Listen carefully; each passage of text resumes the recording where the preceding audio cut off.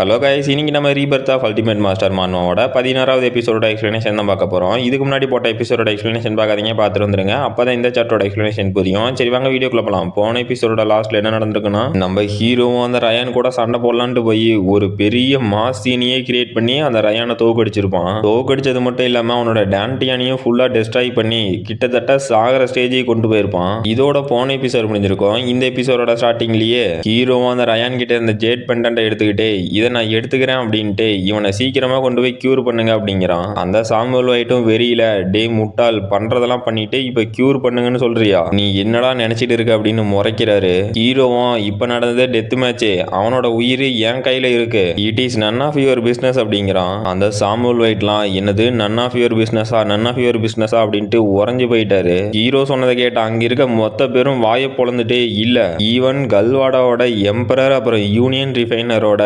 லீடருக்கு கூட இந்த கல்டிவேஷன் அகாடமியோட டீனுக்கு முன்னாடி இந்த மாதிரி பேசுறதுக்கு ரொம்ப பயமா இருக்கும். இல்ல பிராங்க்லி பேசவே மாட்டாங்க. இவன் என்னடா இப்படி பேசிட்டு இருக்கான் அப்படின்னு வாயை பொழக்கிறாங்க. அந்த சாமுவல் வைட்டும் இதை கேட்டு ஷாக்லயே சிரிச்சுக்கிட்டு, டே முட்டாள், உனக்கு நான் யாருன்னு தெரியுமான்னு கேக்குறாரு. ஹீரோவும் நல்லாவே தெரியுமே அப்படின்ட்டு இந்த கல்டிவேஷன் அகாடமியோட ஹெட் மாஸ்டர் மார்ஷல் கிங் இல்லத்துல இருக்க உன்னோட பேரு சாமுவல், அது மட்டும் இல்லாம கிழவா உனக்கு ஆல்ரெடி 100 வயசுக்கு மேல ஆயிடுச்சு, இருந்துமே நீ மார்ஷல் கிங் இல்லத்துல மட்டும்தான் இருக்க. ஆனா இதை ஏதோ ஒரு பெரிய சாதனை மாதிரி ஷோ ஆஃப் பண்ணிட்டு திரியிற. இதுவே நான் மட்டும் உன் இடத்துல இருந்தேன் அப்படின்னா நானே தூக்கு போட்டு செத்து போயிருவேன், நீலாம் இன்னும் உயிரோடு இருக்கிறதே வேஸ்ட் அப்படிங்கிறான். அங்க இருக்க மொத்த பேரும் அதிர்ச்சியில உறைஞ்சு போயிட்டு, அவ்வளவுதான் சோலி முடிஞ்சிச்சு, இந்த கிருவினிக்கு என்னடா பைத்தியம் முத்திருச்சா, சரி ரைட்டே இன்னைக்கு அத்தனை பேத்தையும் சாமுவல் புதைக்க போறாரு அப்படின்னு ஷாக்லயே பாக்குறானுங்க. அந்த சாமுவல்லாம் வெறியாயிட்டு, செத்து போடா பிராட் அப்படின்னு அவரோட ஆறாவை ரிலீஸ் பண்றாரு. ஹீரோவும் அவரோட பவரை தாங்க முடியாம, இல்ல இந்த கிழவன் ரொம்ப ஸ்ட்ராங்கா தான் இருக்கான் அப்படின்ட்டு, டே கிழவா 100 வயசாகியும் மார்ஷல் கிங் இல்லத்துல இருக்க அப்படின்னு கேட்ட ஒரு 15 வயசு சின்ன பையனை புள்ளி பண்ற, உனக்கு கொஞ்சம் கூட வெக்கமா இல்லையா அப்படின்ட்டு. சரி ஓகே, நான் ஒன்னு சொல்றத நல்லா கேட்டுக்கா, இன்னைக்கு நான் மட்டும் சாகல அப்படின்னா ஒரு நாள் இது எல்லாத்தையும் நான் சேர்த்தி வச்சு திருப்பி கொடுப்பேன், அன்னைக்கு இந்த கல்வாடாவில் இருக்க எவன் வந்தாலும் உன்னை காப்பாற்ற முடியாது அப்படிங்கிறான். அந்த சாமுவல் ஐட்டம் மார்ஷல் கிங் இல்லத்துல இருக்க என்னோட ப்ரெஷருக்கு முன்னாடி 1 ஸ்டார் மார்ஷல் வாரியர்ல இருக்க ஒரு பொடி பையன் தலையை தூக்கி பேசிட்டு இருக்கான். அது மட்டும் இல்லாம என் கூட சண்டை போடுறதுக்கும் ட்ரை பண்ணிட்டு இருக்கான். நான் இவனை அண்டர் எஸ்டிமேட்டே பண்ணக்கூடாது, இவங்கிட்ட இருக்க புடிவாதமான ஃபைட்டிங் ஸ்பீட் மாதிரி வேற எவங்கிட்டையுமே நான் பார்த்தது இல்ல, இதை பார்க்கும் போது இவனோட பாடிக்குள்ள ஏதோ பவர்ஃபுல்லான சோல் வந்த மாதிரி இருக்கு அப்படின்ட்டு இருக்கிறாரு. அப்ப நைடாவும் இந்த ஃபீலிங் ரொம்ப ஃபெமிலியரா தெரியற மாதிரி இருக்கு அப்படின்ட்டு, இல்ல இதுக்கு வாய்ப்பே இல்ல, இவனை பார்க்கும் போது அப்படியே ஸ்காட் டிலான பாக்குற மாதிரியே இருக்கு, இங்க என்னடா நடக்குது அப்படின்னு ஷாக் ஆகுறாங்க. ஹீரோவும் அந்த சாமுவலோட பிரஷரை தாங்க முடியாம ரத்தம் கக்கிக்கிட்டே, டே கிழவா நான் சொல்றத நல்லா கேட்டுக்கா, நீ ஒரு மார்ஷல் கிங்கா இருக்கிறதுனால என்னால உன்னை எதுவும் பண்ண முடியாதுன்னு நினைச்சிடாத, ஈவன் நான் செத்தே போனா கூட நீ சஃபர் ஆகாம சாக மாட்டேன் அப்படின்னு அந்த இம்ப்ளோடிங் எனர்ஜி பில் எடுத்து போட்டுட்டு அவனோட ஆறாவை ரிலீஸ் பண்றான். அந்த சாமுவலும், இல்ல இவன் வெறும் மார்ஷல் வாரியர் இல்லத்துல தான் இருக்கான், ஈவன் மார்ஷல் மாஸ்டர் இல்ல மார்ஷல் கிராண்ட் மாஸ்டர் கூட என்னோட பிரஷருக்கு முன்னாடி இவ்வளவு நேரம் தாக்கு பிடிக்க மாட்டாங்க, ஆனா நான் இப்ப உண்மையிலேயே ஒரு மார்ஷல் வாரியரை தான் புள்ளி பண்ணிட்டு இருக்கேனா, இந்த முட்டாள் இவ்வளவு புடிவாதமா இருக்கிறதுனால என்னோட ரெப்புடேஷன் தான் குறையுது, இல்ல ஒரு நிமிஷம் இவன் இப்ப என்னடா பண்றான் அப்படின்னு ஷாக் ஆகுறாரு. அவனை பார்த்தா ஏதோ டெக்னிக்கை ப்ரிப்பேர் பண்ணிட்டு இருக்கான், அதோட எஃபெக்ட் வானத்துல தெரியுது. இதை பார்த்து நைடாவும் வாயை பொழந்துட்டு, இல்ல இங்க காத்து ரொம்ப பலமா அடிக்குது, அதோட சேர்ந்து இந்த மேகங்களும் மூவ் ஆகுது அப்படின்னு ஷாக் ஆகுறாங்க.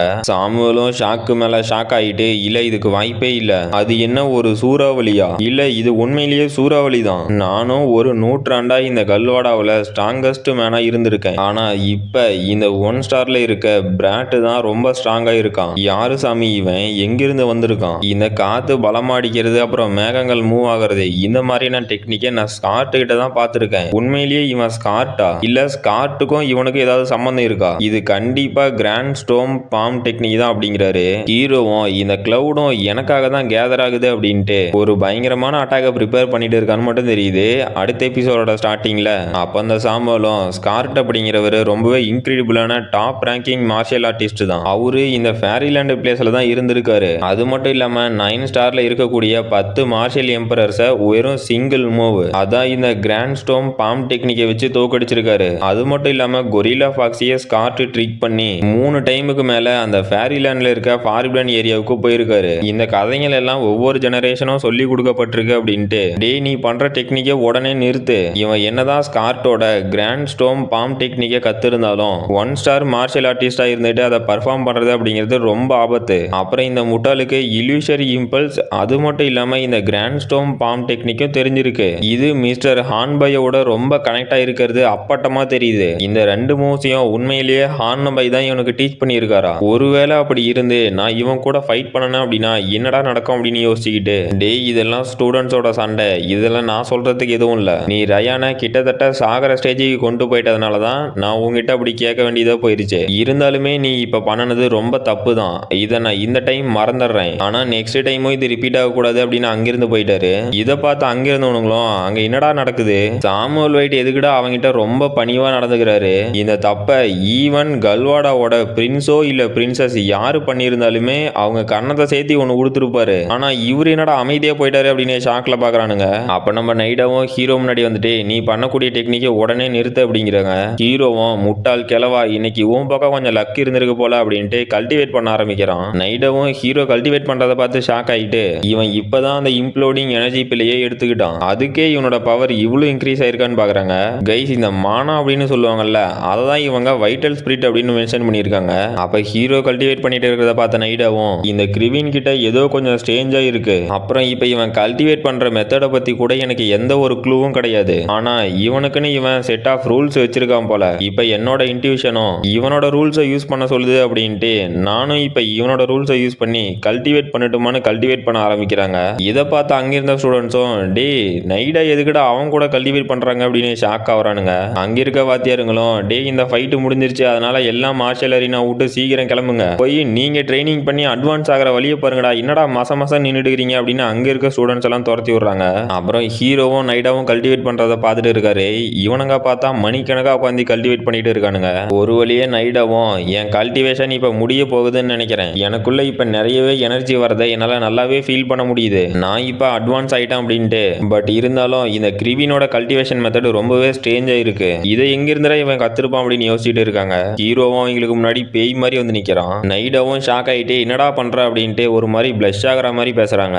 ஹீரோவும் நீங்க எதுக்கு இப்ப ஷாக் ஆகுறீங்க அப்படின்ட்டு, நான்லாம் இங்க ஒன்றும் பண்ணல, நீங்க கல்டிவேஷன்ல அட்வான்ஸ் ஆனதுக்கு கங்க்ராச்சுலேஷன் சொல்லலாம்னு வந்தான் அப்படிங்கிறான். நைடாவும் அதை பெருசா எடுத்துக்காம நீ 2 ஸ்டார் மார்ஷியல் ஆர்டிஸ்டா மாறிட்ட அப்படின்னு ஷாக் ஆகுறாங்க. ஹீரோவும் மார்ஷல் மோனராஜோட ஷேப்டர் இல்லத்துல இருந்துகிட்டு நெக்ஸ்ட் ஸ்டேஜுக்கு அட்வான்ஸ் ஆகுறது அப்படிங்கிறது 100 மடங்கு கஷ்டம், ஆனா அதையே நீங்க அசால்ட்டா பண்ணிட்டு என்ன மாதிரி ஒரு மார்ஷல் வாரியர் அட்வான்ஸ் ஆனதுக்கு ஷாக் ஆகுறீங்களே அப்படின்னு கேட்கறான். நைடாவும் டே முட்டாள் அப்பாவியாட்ட நடிக்கிறத நிறுத்துற அப்படின்ட்டு, கடைசி 5 நாள்ல நீ மார்ஷல் வாரியர் லெவலுக்கு அட்வான்ஸ் ஆயிருக்க, அப்புறம் நீ கண்டிப்பா ஒரு நாள் இல்ல ஒரு நாள் எனக்கு ஹார்ட் அட்டாக் வர வைக்காம விட மாட்டேன் அப்படின்னு நினைச்சுக்கிட்டு, டே இந்த உலகம் ஒன்னும் 5 நாள்ல சேஞ்ச் ஆகாது, ஆனா நான் இங்க இல்லாத 5 நாளும் அந்த மாதிரி தான் இருக்கு, நீ என்னடானா 7 சக்கரவையும் ஓபன் பண்ணி இப்ப மார்ஷல் வாரியர் லெவல்ல இருக்க, எனக்கு இதுக்கெல்லாம் ப்ராப்பரான எக்ஸ்பிளனேஷன் வேணும் அப்படின்னு கேக்குறாங்க. ஹீரோவும் ஏமா டீச்சரே கொஞ்சம் ஃப்ரீயா விட்டீங்கன்னா நான் என்னோட காயத்தெல்லாம் மருந்து போட்டு கொஞ்சம் ஹீல் ஆகிட்டு அப்புறம் வந்து உங்களுக்கு எக்ஸ்பிளனேஷன் கொடுப்பனே அப்படிங்கிறான். நைடாவும் ஆமா இல்ல அப்படின்ட்டு,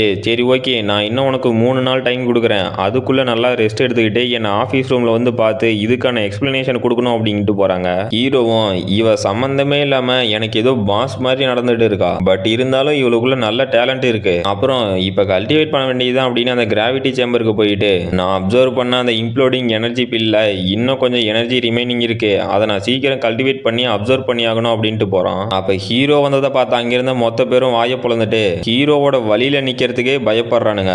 அப்ப அந்த நார்மாவும் அவளோட கல்டிவேஷனை முடிச்சுட்டு வந்துட்டு இந்த முட்டாளை இன்னும் ரயான் விட்டு வச்சிருக்கானா, சரி இது ஒன்னும் ரயானோட ஸ்டைல் இல்ல போல அப்படின்னு பாக்குறா. அங்க இருக்கவனும் டே இப்ப போனா இல்ல அவனோட ஆரா ரொம்ப ஸ்ட்ராங்கா இருக்கு, ஈவன் என்னால கூட அவன் முன்னாடி நிக்க முடியல, யாரா அவன் அப்படின்னு கேக்குறான். பக்கத்துல இருந்தவனும் ஆமாண்டா அது உனக்கு தெரியாதா, அவன் ரயானை வெறும் சிங்கிள் மூல தோக்கடிச்சிட்டானா, அப்புறம் எனக்கு தெரிஞ்சு ஷவான் அப்புறம் எரிக்கு அதான் இந்த ஸ்கூலோட 2 டாப் ரேங்கிங் ஸ்டூடெண்ட்ஸ், அவங்களால கூட இவன் முன்னாடி நிக்க முடியாதா அப்படின்னு பேசிட்டு இருக்கானுங்க. இன்னொருத்தனும் அந்த ரயானுக்கு நிறைய பில்ஸ் கொடுத்து பார்த்துருக்காங்க, அது எதுவுமே ஒர்க் ஆகல, ஆனா அவன் 5th ரேங்கிங்க்கு மேல இருக்க கண்டென்ஸ்டு எனர்ஜி பில்லை எடுத்தானா மட்டும் கல்டிவேட் பண்ண முடியுமா, இல்லனா அவனால லைஃப் லாங் கல்டிவேட்டே பண்ண முடியாதா அப்படிங்கிறான். பக்கத்துல இருக்கவனும் அந்த கிரிவின் உண்மையிலேயே ரொம்ப ரூத்லெஸ்ஸா நடந்திருக்கான் அப்படிங்கிறான். அவங்கிட்ட பேசிட்டு இருந்தவனும் டே டாக்டர் முர்ரை அந்த இன்ஃபார்மரியோட லெவல் 1 ரிஃபைனர் வாரியர், அவரு பொய் சொல்றதுக்கு வாய்ப்பே இல்ல, ஏன்னா அவரு என் பிரதரோட கசினோட ஆண்டியோட தம்பி மருமகனோட